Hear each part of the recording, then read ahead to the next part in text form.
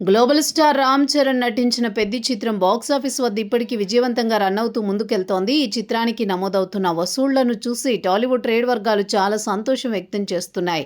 సంక్రాంతి తర్వాత విడుదలైన ప్రతి సినిమా బాక్సాఫీస్ వద్ద దారుణమైన పరాజయాన్ని సొంతం చేసుకున్నాయి.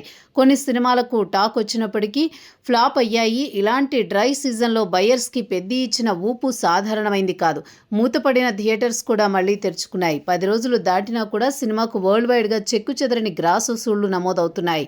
ఈ చిత్రానికి సంబంధించి థియేటర్స్లో టికెట్ రేట్స్ తగ్గించారు మేకర్స్. దాని ప్రభావం కలెక్షన్స్ మీద చూపించింది. కలెక్షన్స్ కూడా బాగా పెరిగినట్టుగా తెలుస్తోంది. ఇక తగ్గించిన టికెట్ రేట్స్తో అడ్వాన్స్ బుకింగ్స్ ఓపెన్ చేశారు. కానీ టికెట్ రేట్స్ మాత్రం భారీగానే ఉన్నాయి. ఎలాగో టికెట్ రేట్స్ తగ్గించారు కదా, రేపు వెళ్దామనే ఆలోచనలోకి ఆడియన్స్ వచ్చారు. అందుకే నిన్న వీకెండ్ అయినప్పటికీ కలెక్షన్స్ ఆశించినంతగా లేవు. తెలుగు రాష్ట్రాల నుండి కేవలం 3,50,00,000 రూపాయల షేర్ వసూళ్లు మాత్రమే రాబట్టింది. కానీ ఈ రోజు నుంచి మాత్రం ప్రతి సెంటర్లో హౌస్ఫుల్ నమోదవుతున్నాయి.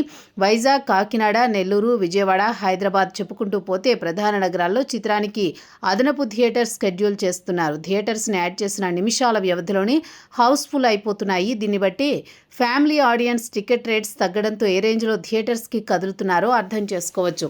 టికెట్ రేట్స్ తగ్గాయి. పబ్లిక్లో టాక్ కూడా చాలా పాజిటివ్గా ఉంది. ఇక ఫ్యామిలీ ఆడియన్స్ మరో 2 వారాలు ఈ చిత్రానికి జాతరలాగా కదులుతారని అభిమానులు, మేకర్స్ బలంగా నమ్ముతున్నారు.